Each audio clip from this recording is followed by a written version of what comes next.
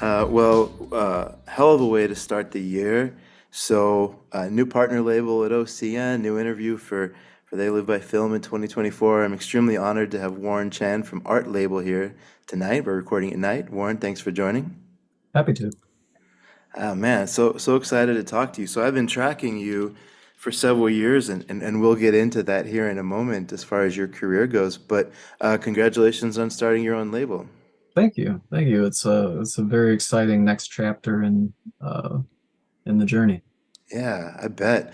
And I just have to say, like, we're gonna get into a whole bunch of stuff, but just right out of the gate, I've watched two of the films on the Surf Reality Month of the Film of the Month Club Mhm. disc that you put out as your first release, and I think most of the special features. I think there's one that I'm not that I haven't seen, but you have like this fascinating niche in OCN. Like I was trying to describe it to somebody on one of the discords I met, and I was like, man, watching these movies from the Surf Reality Club, it's almost like if John Cassavetes and Lloyd Kaufman had a kid, and that kid grew up and they kind of taught him filmmaking techniques and writing, and then gave him a handheld camera. I don't know if that like it's just like this interesting mix of like pretty good acting and like really high talent, quality talented people, and some unexpected comedy. At least in the first two I've seen, Kid Scarface and Manic a Go-Go. Um, I'm loving them. Thanks. Yeah, I'm glad you're enjoying it. It's funny how this release came about. I knew Matt Mittler like most of us who are fans of the horror genre. I knew him from The Mutilator, and I Yeah, didn't know like how much other stuff that he did outside of that. And there's a guy named William Wilson who clued me into this series of videos that they did in the early 90s. And, I got in touch with Matt and he was telling me more about it. And I just learned so many, like, what an amazing life he had because I think he trained as a mime in yeah. He was talking about France it. and all kinds of crazy stuff. And he had like this really deep theatrical experience, but was also on the other side making these like horror B movies that I grew up loving. And so it was really neat to hear, him experiencing like both sides of the entertainment coin, like the highbrow, the lowbrow. Um, and like honestly, all I had to do was hear the titles of these movies, and I was like, "Fuck it, I'm in." Like I got Yeah. to see all this stuff, and so very few original tapes existed for these movies. Like Kid Scarface, the first one on the disc, all that was left was like a second generation VHS that one of the actors had miraculously retained over the years. That okay, so I want to pause on that for a second. 'Cause that was one of my questions, but I don't mind if we get to it now. So on the DV or excuse me, the DVD, what I mean 2005, on the disc, Matt talks about the fact that he hadn't seen Kid Scarface since it came out. That was crazy. So that's how you found it? Yeah, yeah. I think it was, gosh, I'm gonna get the name wrong if I try to guess which person had that tape, Oh, but it's all right. yes, a lot of people contributed sources for this collection since there's the seven plus the eighth unfinished one, and then Macbeth, King of Scoutland. So yeah, it was amazing as these started trickling in, and I got to experience them. It was kind of a wild card, and I signed a licensing deal for them without having seen them, and I was just like fingers crossed that they were going to be that they were No going to be way. good. And then once I started watching them, I was like, holy shit, this is something like really special, really special. Yeah. Because there's elements of the cinema of transgression that came out of New York earlier, like in the 80s, but then there's a lot of other stuff going on too. Like they were all part of this big performance art scene in the Lower East Side. And, I'm sure we'll get into it a little bit more, but one of the most important things to Matt was that in addition to putting out, these videos that we also do cracking up, which they shot on 16 millimeter. It had, more of an actual script and rehearsal Okay. and something of a budget. Um, And what's really great about these releases is that it's a priceless time capsule of that of that time and place, the New York like underground performance art scene.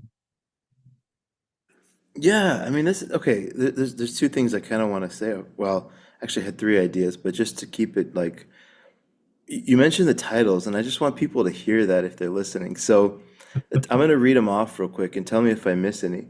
Thrill Kill Video Club, L'Enfant Miserable, The Kid Scarface, Dick and Jane Drop Acid and Die, Manic A Go Go, I Was a Teenage Bride of Christ, Alien Sex Phone Psycho, Turf of Savage Homicides, and then Macbeth, King of Scoutland.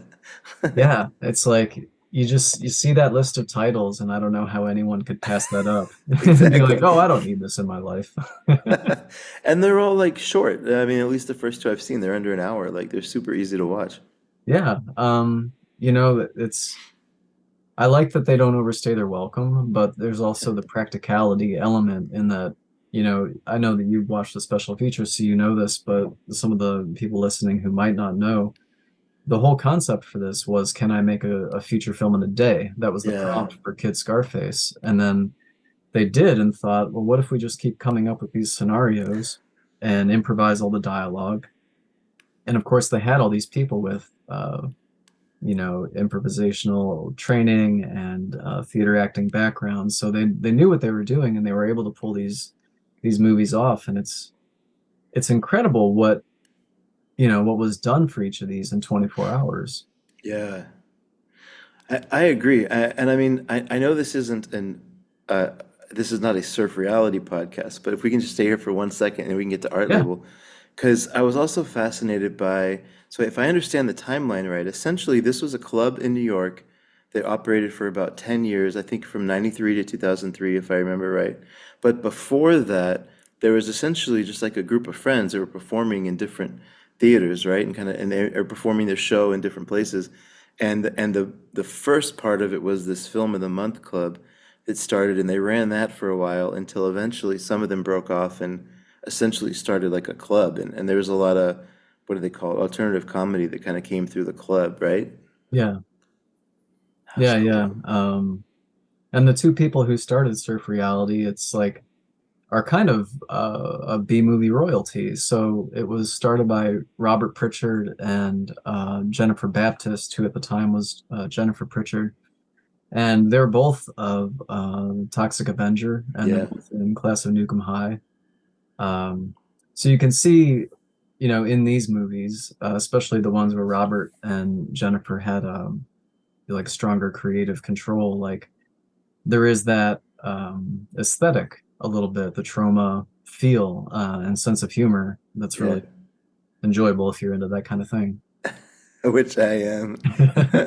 I mean, people have listened to the podcast will heard this story before, but just in 10 seconds, I'll say we used to go to New York on our anniversary, my wife and I. And one time I found the address for Troma Studios in Queens at the time. I don't know if it's still there, but it was in this old firehouse in Queens. And I drug her there, and we were walking through like construction yards and stuff in Queens, and finally get to this old building, and there's an intern out there taking a smoke, and I was like, "Can I take a tour?" He was like, "Well, I guess." So I like got to tour Troma Studios and meet Lloyd, and he hit on my wife, so I feel like it was a whole experience. Yeah. But yeah, anyways, I've always loved Troma, and I think these have a similar energy. But the funny thing is, and this might actually lead into art label a little bit. So I can't quite put my finger on it because I'm only two films in, and I want to find like a concise way to say this, but maybe I can just ask you. There's something that feels a little bit more sophisticated and kind of, I don't know, like mature about the way they shot these. I mean, yes, sure, like it's super low budget. Like they talk about making these for $300, right? And like you said, shot in a day. It has to be shot in order, in sequential order. They have all these rules that they follow, right? He has the Ten Commandments or whatever of filming. But uh, at least in Kids Scarface and Manic A Go-Go, it never feels out of control. Like it does feel like something very specific and I don't know, like there's a depth to it that I wasn't expecting. Yeah, I mean, and I don't want to imply anything untoward with trauma because, anyone who's ever really talked to Lloyd knows that he has a really comprehensive like knowledge of classic cinema. Like Yeah, yeah, yeah, the true. guy really knows his shit. But you know, Matt and the people he was running with were very film literate and theater literate and really all kinds of literate. I mean, they were really well read, and so they were drawing from a lot of classic stuff. But you know, mixing it in a way that made something fresh and new, like you know how the Coen brothers draw so much from film noir, but Yeah, they inject their own sensibility into it and make really, you know, highly entertaining films. sure. No, I see it. Honestly, I see it. And I was wondering how that kind of ties into your vision for Art Label, because I there's kind of two questions embedded in this. I want to hear a little bit about Art Label, but I wonder if it makes sense to start a little bit earlier and kind of just hear about your journey, because you've been involved in like in the art scene now for years, right? In different capacities. Yeah, I've been working in distribution and film restoration for quite some time. You know, probably, I guess it's been 10 years or so now. It's great. And that started with Verboten video, which, you know, I was trying to do as a solo effort and learned that, you know, I didn't really know enough about it and it was a lot to take on my own. But I was really lucky to get to do the first DVD release of Blonde Death with Bleeding Skull. That was really great. Oh, cool. And the Blu-ray for that is now up for pre-order, which I'm really excited about. And the slipcover's already sold out. Yeah, yeah, the Flexi. I didn't get the Flexi. I'm a little sad, but but I'm just glad it's going to be on Blu-ray. Yeah. But then, yeah, I also got to do Holy Moly with Verboten Video. That was really fun with Lance Ozanix from Schizo. Um, Wow, cool. and then Split, the kind of hard to explain or hard to describe mad sci-fi epic that Chris Shaw made. Yeah. Um, and that was Blu-ray. That was through a major manufacturer and distributor who I shall not name because that didn't go that well. I took a little break after that because of how poorly that release went. But then, you know, most people probably know me as, you know, originally half of Culture Shock releasing. Yeah. Um, and that was a partnership with you know, a longtime friend of mine, who, you know, between the two of us, we had the right ingredients for, you know, a fun and exciting, successful venture. Yeah. And we put out, gosh, I think like 22, some, you know, Yeah. pretty decent number of releases. Some really good stuff in the mix there. Um, but you know, we were really focused on the shock part, and so that was a lot of horror, a lot of exploitation, you know, some sex comedy stuff, and it was cool and all, but I really wanted to branch out into some more experimental things because that's really where most of my influence is. And you know, there's so much content anymore. Really, Yep. anyone can make a movie. It's a blessing and a curse. Uh-huh. Uh-huh. uh, but you know, a lot of stuff is really playing by the rules, really formulaic, and I just really wanted to see some more stuff that isn't isn't as available. And yeah, I thought that the Surf Reality collection was the perfect jumping off point for going in that direction. If we can pause on 10 seconds on culture shock, because I understand it's just a part of your journey, I would implore anybody to go see the special feature on Zipperface. It is one of the most fascinating interviews I've ever seen on a behind the scenes interview because it's this dude who was this like extremely prolific and respected director in Iran who basically just like made an obscure kind of horror movie in the US. And the way he talks about that movie, I was like dying laughing. It's like he, at this point in his life, I think he understood kind of it was, just this crazy thing, and he was pretty open about it. It's just an amazing interview. Yeah, Mansour Pormand. He was a really neat guy. I got to go over to, I think it was his son's condo, Okay. and we set up, the camera and the mic, and we were having a little bit of small talk before the interview. And it was funny though. I think a dog kept running by, and I was trying to get it to be chill because we could hear like its nails clicking. So I tried to bury that in the sound mix as best I could. But there's always that stuff with interviews. At least the way that I end up conducting them. Just a lot of stuff you have to fix later. No, totally, totally.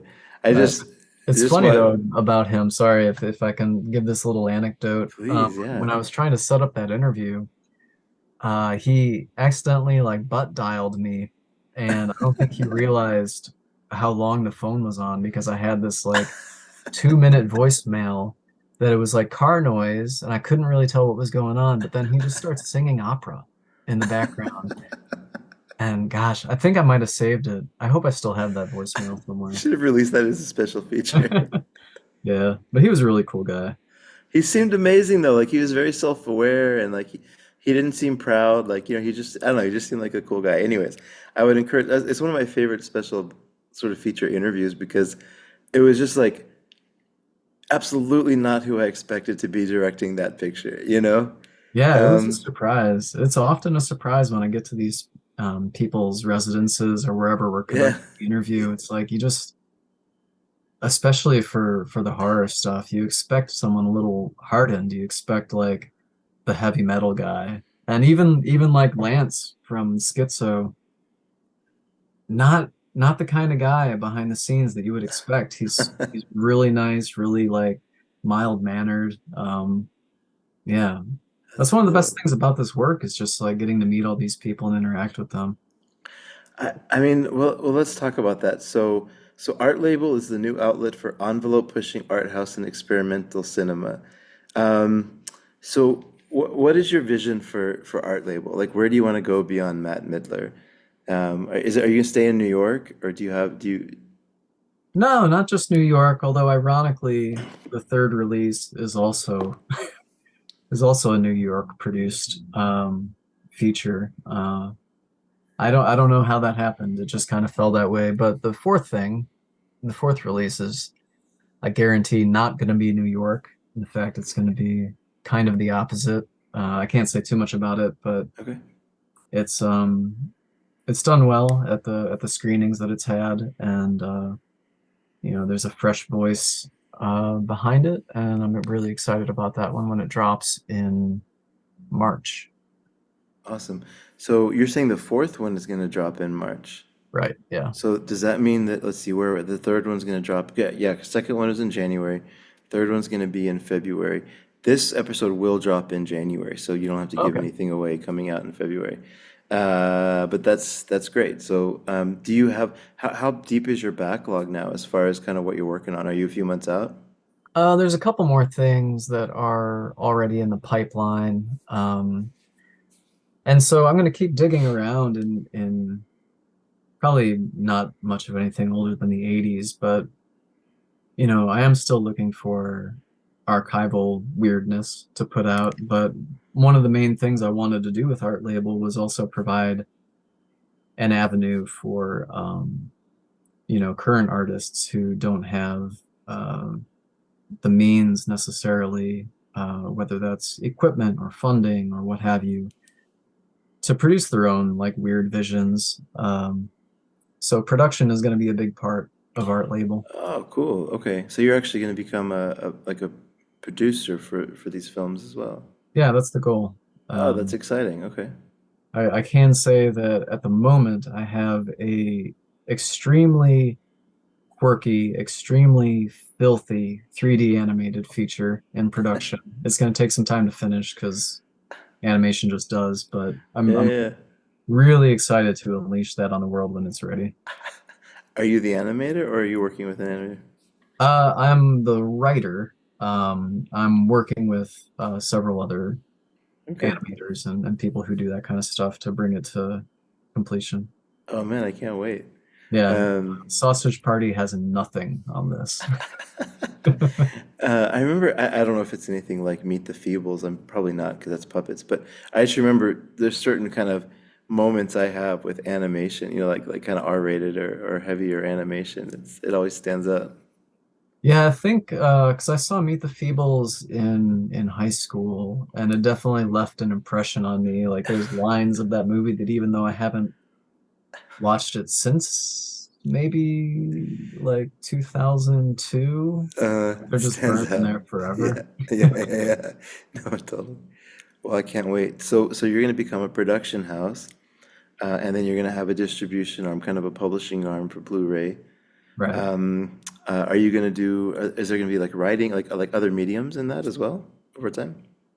Well, we'll see. I mean, um, under Culture Shock, we got to do a couple audio releases. Like there was Mm-hmm. the 7-inch for the Cannibal Hookers score, as well as the soundtrack for Virgin High.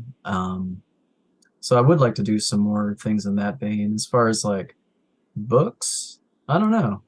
It could happen if I saw the right material. Okay. You're just kind of open to any mediums that make sense. Yeah, because I mean, I really it comes from the heart when I say that art label is about pushing the envelope or pushing the boundaries of expression. I want to feel like when you watch something or read something or hear something that art label released, that you really don't know exactly what you're going to get, and for that to be exciting. I want to touch on that for just a second because there's this question about a little bit of a debate online about is there anything new, interesting coming out, or have all the best movies already been made? But then I saw recently Altered Innocence put out some Bertrand Mandico movies, and like, have you seen like Wild Boys or After Blue or some of these? It's Not to put you I on the spot. I'm just I curious. have both of those discs and they're in my watch pile, but the watch pile is formidable. Sorry, that's like the mantra of the collector, Yeah, yeah. I mean, uh, you can see it, the audience can't. I'm sitting in front of what's like 5,600 discs, Yes. something in that neighborhood. I was gonna ask you about that. Well, okay, I want to quickly come back to that because we're basically even. I'm at like 5,300, so I'm like right there, but you can't see him. But I just want to ask, you know, what Bertrand Mandico is doing or what Jan Gonzalez is doing are they are future classics. Like these are movies that, given time, the most ardent, like hardened critic is gonna look back and be like, "Shit, yeah, that was a great film." Like that's Yeah. just visually and storytelling. It's just unique. Like there's just nobody working like that now. And I'm curious, when I hear pushing the envelope and experimental filmmaking, my mindset for that is either Stan Brakhage on one end Mhm. or sort of like surrealism, like some of the stuff that even dating back to who's the guy that made Beauty and the Beast, Cocteau, like Cocteau was doing, or Jodorowsky, or I don't know, Buñuel, like some of these classic surrealist filmmakers. So are you kind of are you wanting to play like are you wanting to find the next artists that are sort of playing in that region in that area? Yeah. Yeah, I would say so. Something that I really love, and I don't have anything on the slate like it, but I really love the 90s conceptions of uh cyberspace. Like I love all those 90s and early 2000s movies where like, they go into cyberspace. Someone uploads their brain to the internet. Uh-huh, Uh, uh-huh. and so with that, I think there was like a golden age of internet comedy in the early 2000s with I'm gonna blank on it now, but things like Salad Fingers and stuff like that. I really like that early bitmap Yeah, yeah, yeah, looking yeah, like yeah, yeah. flash animation kind of stuff. One of the upcoming releases does draw substantially from that aesthetic, and I'm very excited for that to hit. But I don't know, I like a handmade feel. Um, One of the other upcoming releases does have a couple sequences in it that are very reminiscent of Stan Brackage's work. Okay. So there's going to be that in there as well. I love it. I mean, even if you go back to like the 1800s, that it was like there was no rules yet, right? So those some of those early films are extremely experimental, even by today's standards, just because people didn't have any rules. Yeah. So they were just like, how do what do you project on a screen, and like how do you do it? And anyways, I love the vision of what you're talking about, what can be done through the physical medium. Um, uh, but I feel like you tease it. We have to go there because this is the main thing I want to talk about. So I told you before, that this is a big kind of physical media podcast. It's a big passion of mine, and you said you listened to one or two, so thank you. Um, you have 5,600 titles. That's amazing. That's a significant part of your life. Yeah, yeah, it is. How did you kind of get in that? Did you start with VHS and get into DVD? Did you kind of start in the DVD era? Like, No, I was born in 1983. Um, my dad was he had a side business doing printing, and one of his gigs was doing printing for this mom and pop rental shop in town called Video Hotspot okay, in Ohio. And no shit. the deal was like the owner didn't have much money to pay my dad for the work that he was doing, and so she just decided to give us free rentals for life. And so I could just go in that store and rent whatever I wanted whenever I wanted. And Amazing. yeah, and so, it started with like I think we rented I made my parents rent Monster Squad so many times that eventually they just gave it to us. Nice. Uh, and so yeah, we had like a little closet of VHS at home. My dad was a big like Clint Eastwood guy. My mom was big into that stuff as well. And like Humphrey Bogart. So, I had a wide range of exposure growing up, and then um, yeah, I think I started asking for VHS tapes for Christmas. Like I remember getting Wayne's World and Ferris Bueller's Day Off, and then Amazing. Yeah. when I got to be about it was like 14, somewhere in that neighborhood, is when I really started to discover more horror films, and that was really exciting. And that was around the time that Anchor Bay was doing a lot of the re-releases. So I would always go up to Suncoast. I would save my lunch money through the week and go buy whatever Uh, tape I could uh, at the weekend at Suncoast.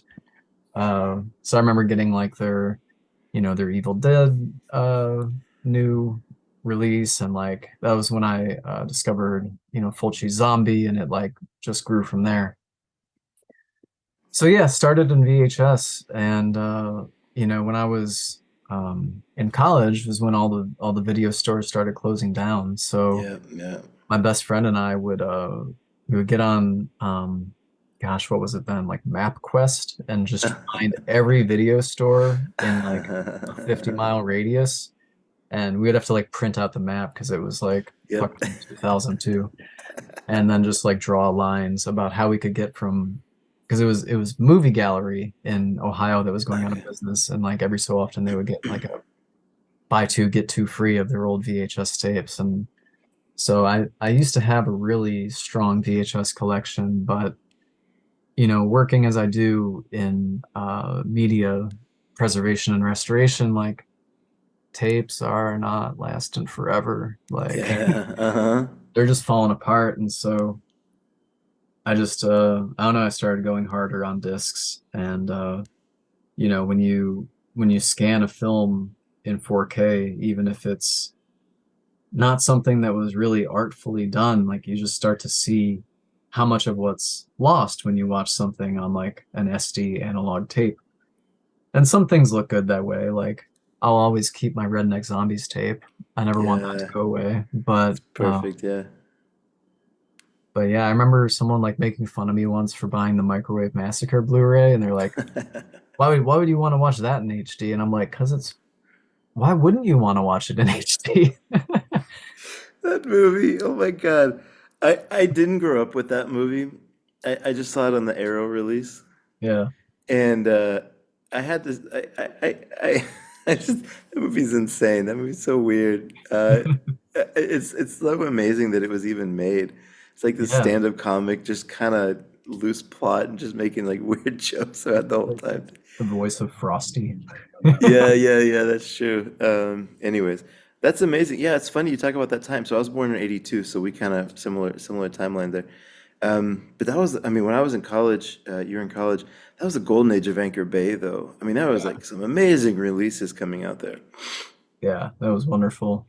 Um, yeah, because it just opened up the world to so many things. Like if you were lucky enough to be born in New York and had access to 42nd Street, like you got to see a lot of amazing stuff. But Oh, wow. I grew up in like nowhere, Ohio. Like the only chance I had to see movies was the video store. And then, Yeah. when Anchor Bay and all those other companies really started bringing a lot of this stuff back. No matter how many upgrades I get, the one DVD set that I'll never sell, I'm complete. You know those old tins that Anchor Bay put out? Yeah. I'm complete on all those old tins. I got obsessed with it when I was in college, and I've got, well, the only thing I've lost, which I regret, was the two-lane blacktop tin Hmm. had an actual keychain in it of like a car, and I used that as my keychain like an idiot, and I lost it. So that's the only piece that's missing. Otherwise, it's a complete set. But okay, so you go to college, and did you know that you were going to be in restoration, preservation? Like, was that a path you knew you were going to do? I went for film production, Okay. honestly. And it's funny, like I got accepted at a couple of schools, but like I'm not from money. Like the tuition at the schools where I got accepted was just, I couldn't put myself like that far in debt right out of the gate. So I ended up going to the school that had the best video store in town. Oh There's this amazing place called Video Spectrum in okay. Bowling Green, Ohio, and the Oh yeah. selection there was just astounding. Okay. That was where I discovered like Nick Zed and Richard Kern and a lot of things that would influence my path in the Yeah. future. And so you finished a role in film production, and then you did you quickly get into restoration, or was there a path to kind of get into that career? It's funny, like I was dead set on going to New York and I didn't have the money and I didn't have a job or a place to stay. And Other, so other than that, it was easy. no, my Just buddy kidding. that I went to school with, he's like, he had taken a job in a Denver-based company, and he's like, "There's a job for you here in Wyoming if you want to take it." And at that point in time, I was just working like 2, 3 food service gigs, just like growing in debt, and I was like, "Well, fuck it, I'll go to Wyoming. Like, why not?" Okay. Okay. And and then eventually there was a position at that company that opened up in Los Angeles, and I was just like, I can do it. And so I talked my way into them relocating me here. And yeah, and then it was just like getting used to being here, meeting the people. Before Culture Shock, I did a lot of film scanning, film restoration, color correction, all that. And I actually did work for, I know on that episode that you did with Andrew from Severin, like he said it pretty perfectly, although I don't remember verbatim, but it's a very tight-knit community. Like I've done restoration or color correction for Severin, Cult Epics, Vinegar Syndrome, Arrow, Unearthed, Cool. Massacre. Um, that might be it. But yeah, I was doing a lot of stuff for Severin for a long time, and it was great. Like getting to work on all those movies. I got to do some Fulci stuff, and um, it was amazing. But yeah, it just got to a point where it was like, I know these movies, I love these movies, and it's awesome to get to work with them, especially like at the 4K level. But I wanted to, you know, grow what I was looking at and experience things I wouldn't have otherwise seen. And while, Severin does amazing work and they still surprise me with their releases, I just wanted to go harder into experimental. Yeah. So, just real quick, let's get into that because that's kind of what I want to see. So, I'm wondering if you, it's kind of a hard question to answer, so forgive me. Maybe it's not even a great question, but I'm curious how you define experimental. Like, what does that mean to you when you say it? Yeah, I mean, I guess that's the thing about it is that it's by definition kind of nebulous. Right. Yeah, I'm thinking that too as I ask it.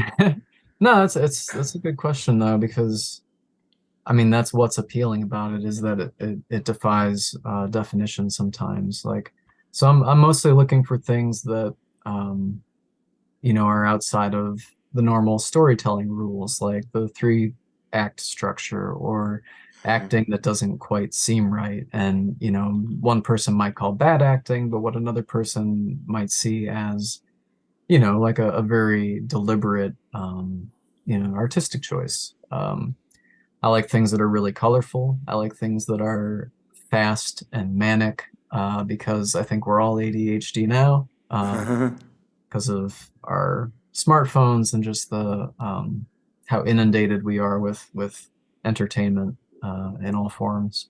Yep. No, yeah, I love it. Um, I think I'm going to kind of take that now and start to redefine the way that I define, kind of we talk about experimental filmmaking. Because to me, like, I think that it's always been something that feels a little inaccessible. So I was curious about Art Label when it came out. But I bought it because I wanted to support the new label, and I was curious. And man, I'm loving these movies. I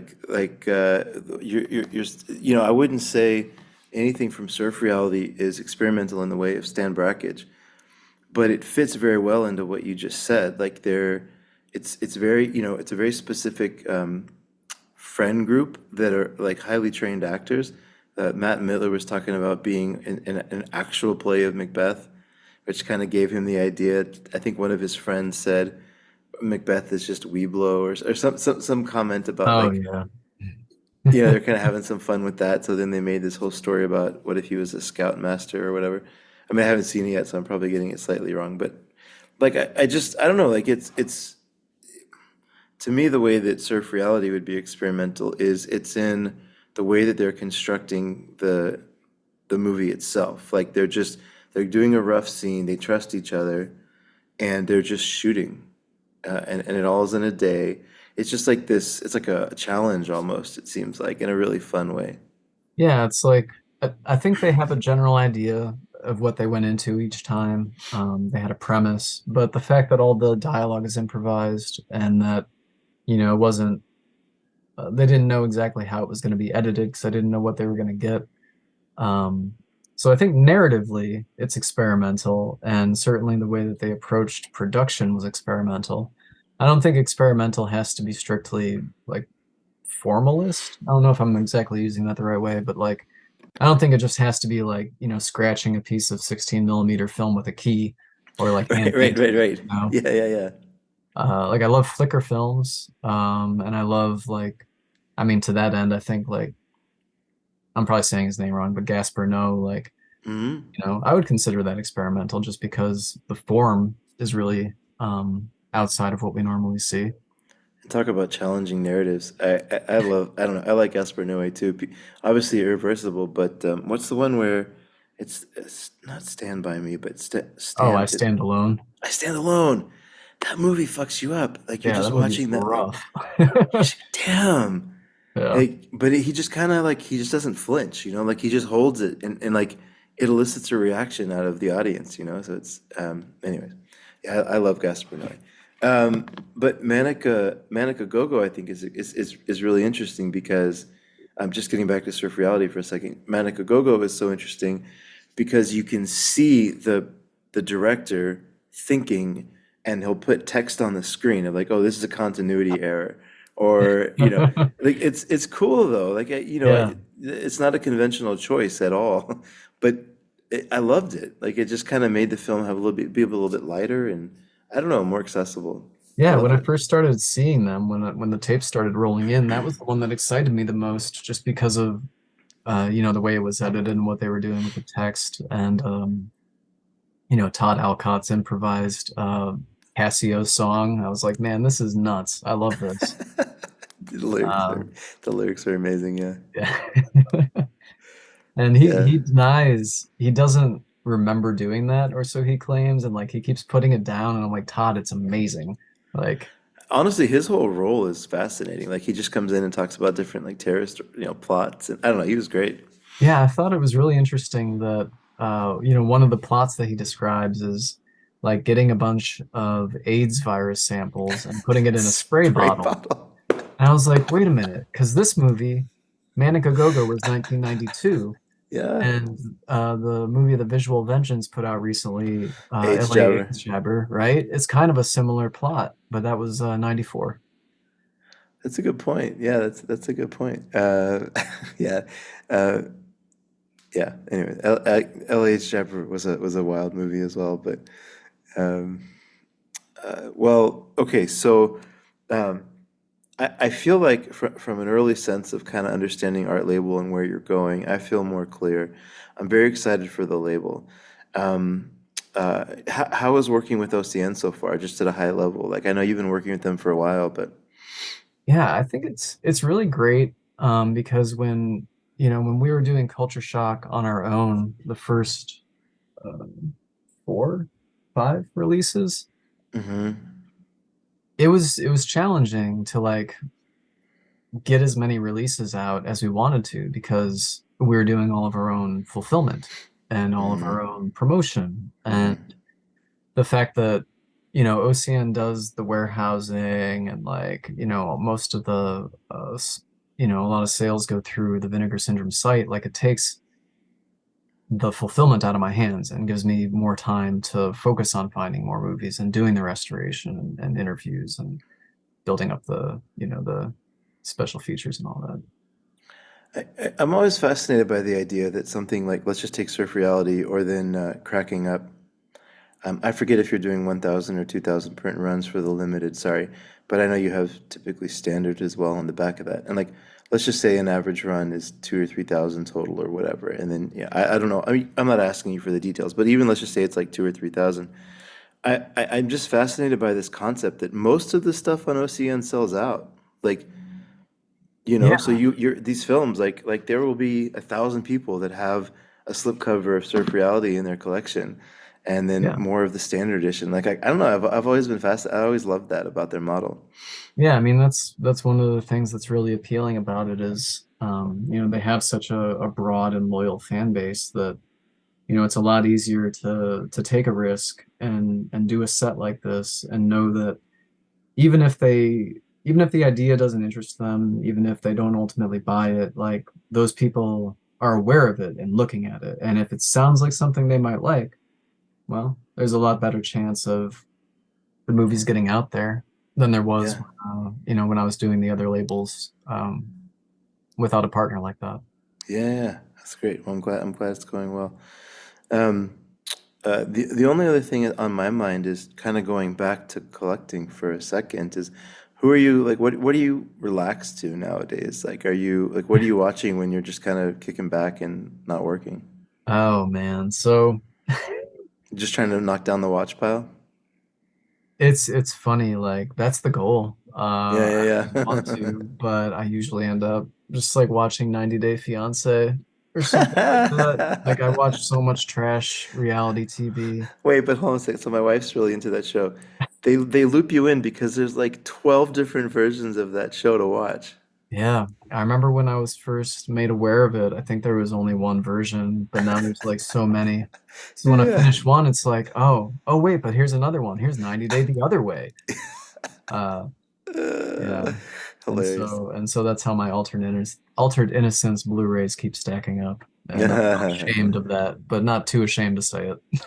No, we're all in the same boat.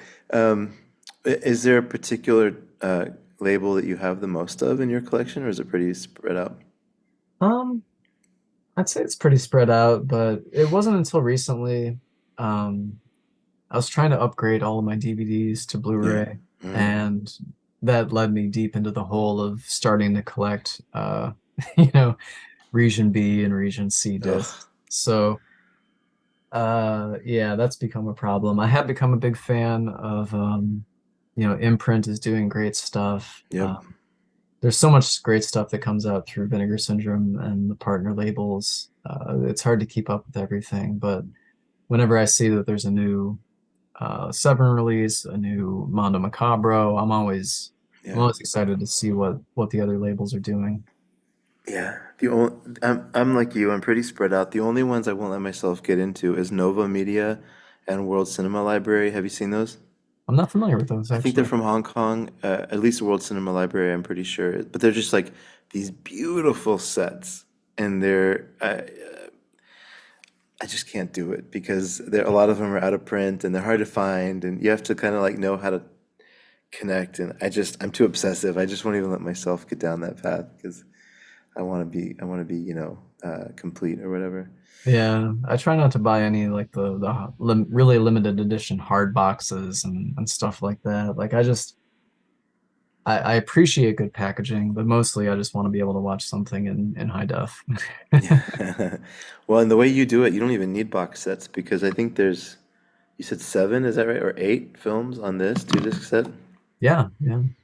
Yeah, Oh, so you one don't other even. thing about that I wanted to mention about Macbeth King of Scoutland is, it's interesting that there are ties to Troma in that Robert and Jenny Hmm. were Troma veterans, and some of the other people went on to work with Troma on various other things. So 1993, 94, Matt Mittler's doing this, kind of irreverent send up of a Shakespeare play. And then Uh-huh. 96, we get Romeo and Juliet. Uh-huh. Did someone see that? Uh, Ah. I wonder. I haven't asked anyone who would be able to tell me, but like did Lloyd see it? Did James Gunn see it? Who knows? Probably. But you can And definitely see if you watch it that like there could be a link there. I can't wait to get to it. I mean, yeah, Romeo and Juliet, I would say other than Toxic Avenger, that's one of the first ones that people mentioned too, right? That really kind of was like a huge hit for them. Yeah, that was my introduction to trauma really. And then I'm a little partial to Nukem High over Toxic Avenger, which is not a popular opinion, but that's just the way it shakes out for me. I, yeah, I'm trying to. I was in this really weird scenario where I was in a video store in college. It was a Blockbuster Video, but it was a franchise. And because it was a franchise, they could kind of put whatever they wanted within a certain. And the person who was the store manager was a Troma fan. So they probably had like 40 or 50 like Troma tapes in like a Troma Wow, section, kind of in one corner of a Blockbuster. that's awesome. Yeah, and Troma technically doesn't allow, I mean, Blockbuster doesn't allow like smut. Yeah. So there's no way it would have passed corporate, if they knew that it was there. But since it was a franchise, they didn't care. But the very first one I see, I remember was Sergeant Kabuki Man, Ah, um, yeah. and then the one with the chicken, Poultrygeist. Poltergeist, Yeah. and then Death by Temptation. I was like, okay, sold. Yeah, Even though yeah. that was like not a Troma Studios film, but anyways, yeah, I was like sold. And then Rabbit Grannies and all these other crazy things. It wasn't until a little bit later that I saw Toxic Avenger randomly, but anyways, I don't know. I just love that kind of stuff. Well, cool. What have I not asked about Art Label that you want people to know, or did that cover it, or what's on your mind? Yeah, I mean, we did cover a lot of good ground. I am very excited about cracking up, so I'm really psyched to see that get into some people's hands and see what an absolute unique time capsule that is. And it has some of the same energy as Manic a Go-Go, just all over the place. And but with the benefit of having been shot like beautifully, the cinematographer on it was oh God, is it Mark Traver? Same cinematographer for Mutilator. So No way. for the genre fans, yeah. Uh, There's a very small appearance by oh damn, what's his name? Artie, the strongest man in the world from Pete and Pete. I can never remember that man's name. Uh, I'm not gonna know it either. I know what you're talking about, but I wouldn't know. That's amazing. yeah, and Uh, the woman from Mad TV. Damn. Yeah, there's some. It's an amazing cast. It's a huge cast. But a lot of familiar faces. So after you've watched through the surf reality stuff, you'll see a lot of familiar faces and cracking up. Okay, I can't wait. I'll definitely be continuing to support you, and I hope others do as well. Um, Yeah, I mean, I would just encourage people to keep an open mind, check this stuff out, and if you are a struggling artist, if you got some absolutely insane idea and no idea how to pull it off, just reach out to me through the artlabel.org website, and maybe we can work something out together. oh, what a cool offer. I hope someone takes you up on it. Warren, thank you so much for the time. This has been amazing to get to know you. Oh, it's been a pleasure. Thanks for having me on. Okay, absolutely. Well, I'll see you around. All right, take care.